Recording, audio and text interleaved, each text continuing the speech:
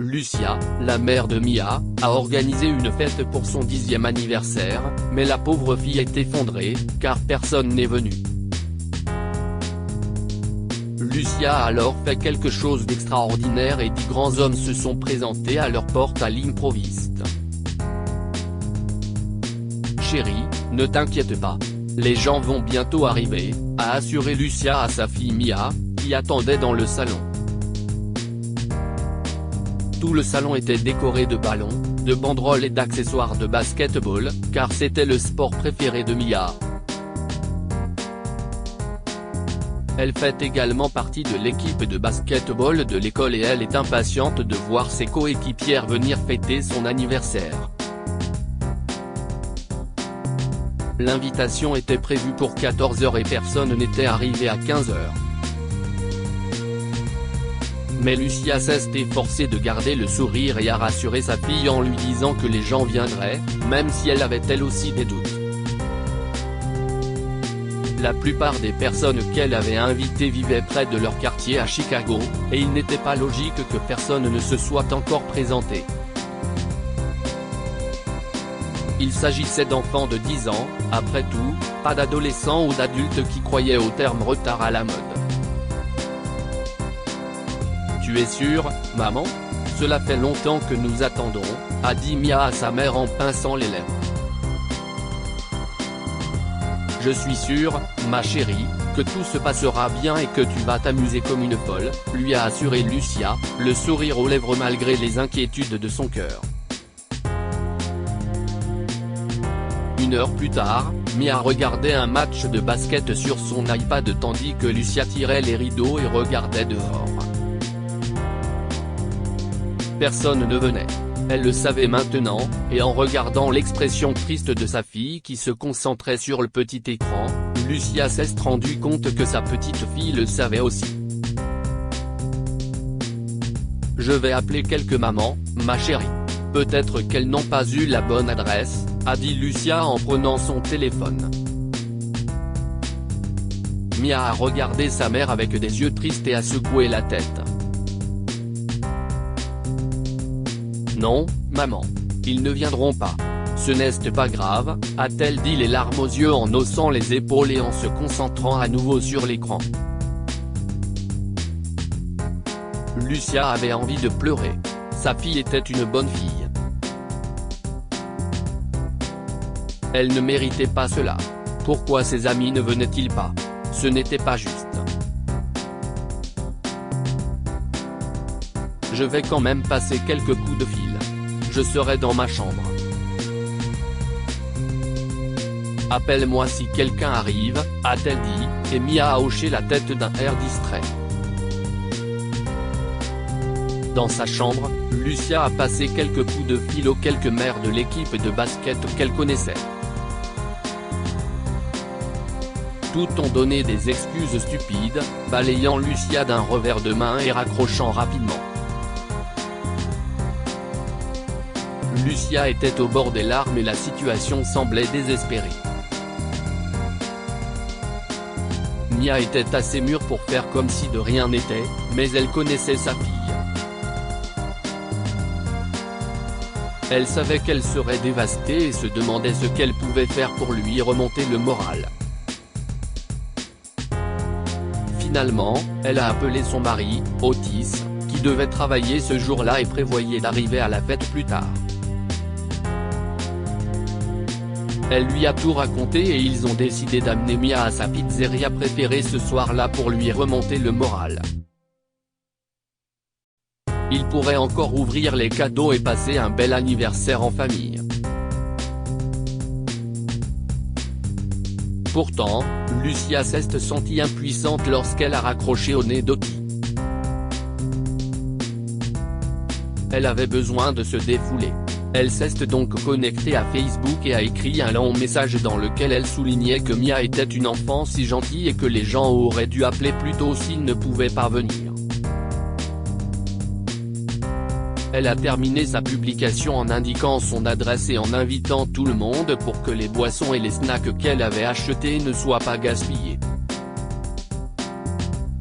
Quand Otis est arrivé, il a donné à Mia un nouveau basket pour essayer de compenser ce fiasco. Il s'apprêtait à partir au restaurant quand on a sonné à la porte. Maman, enfin quelqu'un est arrivé. Mia s'est réjouie, et Lucia l'a regardé, sachant que ce n'était pas vrai. Elle a ouvert la porte et est restée bouche bée. 10 hommes grands et en pleine forme se tenaient à l'extérieur, et elle a appelé son mari, un peu paniqué. « Puis-je vous aider, messieurs ?» Le plus grand d'entre eux a répondu, « Nous sommes là pour la fête. » Les autres ont applaudi. Lucia a regardé Otis, complètement choquée, et Mia est enfin arrivée à la porte. « Oh, mon Dieu, vous jouez au basket !» Otis et Lucia ont regardé leur fille avec surprise. Apparemment, les hommes qui se trouvaient dehors faisaient partie d'une équipe non officielle qui était célèbre dans leur ville. Ce n'étaient pas des pros, mais ils étaient suffisamment importants pour que Mia les suive sur les réseaux sociaux, et elle était ravie de les voir. Et, Mia, nous avons appris que c'était ton anniversaire et nous nous demandons si tu veux jouer avec nous, lui a demandé un autre des hommes. Naturellement, l'enfant a hoché la tête avec enthousiasme. Les hommes ont demandé aux parents de Mia la permission d'aller sur le terrain local situé juste en bas de la rue, et Lucia a accepté, encore étonnée par toute cette histoire. Ils sont tous allés sur le terrain et ont commencé à jouer pendant que Lucia et Otis s'asseyaient sur les gradins et regardaient. L'un des joueurs s'est finalement assis avec eux et s'est présenté. Je m'appelle Connor. J'ai vu votre message sur Facebook, et j'ai aussi remarqué que votre fille avait commenté plusieurs de nos photos. J'ai donc demandé aux autres et nous sommes venus aussi vite que possible. Chaque enfant devrait avoir un anniversaire extraordinaire.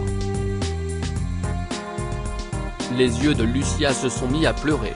Elle a tapoté l'épaule de l'homme et lui a dit « Merci beaucoup. Merci beaucoup. C'est probablement plus important pour elle qu'une fête normale. Elle aime tellement le basket, a-t-elle dit avec émotion au gentil inconnu qui a rendu la journée de sa fille si spéciale. Connor la salua d'un signe de tête avec un sourire bienveillant et retourna jouer. Lucia a apporté des snacks et des boissons sur le terrain pour que tout le monde puisse en profiter. Elle a également apporté le gâteau d'anniversaire et l'équipe a chanté pour Mia. C'est mon plus bel anniversaire. Mia a applaudi et a sauté tandis que Lucia a coupé un morceau de gâteau à chacun. En fin de compte, c'est tout ce qui comptait. Lucia n'aurait pas pu être plus heureuse.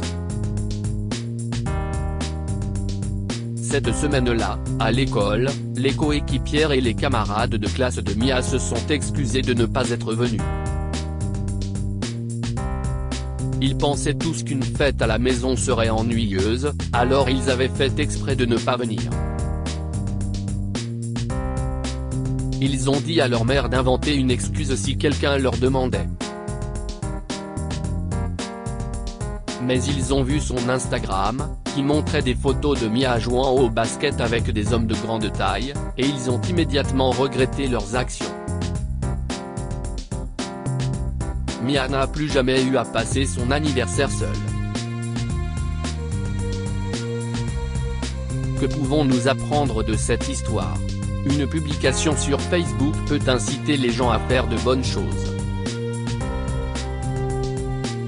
Les réseaux sociaux ont tellement changé, et nous l'avons vu à maintes reprises lorsque des messages sont devenus viraux, changeant la vie des gens du jour au lendemain. Mia a eu un super anniversaire parce que sa mère a décidé d'en parler en ligne. Appelez toujours les organisateurs pour les prévenir si vous ne pouvez pas venir à un événement. Même si la fête d'un enfant de 10 ans n'exige pas de répondre s'il vous plaît, il est toujours poli d'appeler pour éviter de perdre son temps et son argent. Partagez cette histoire avec vos amis. Elle pourrait égayer leur journée et les inspirer.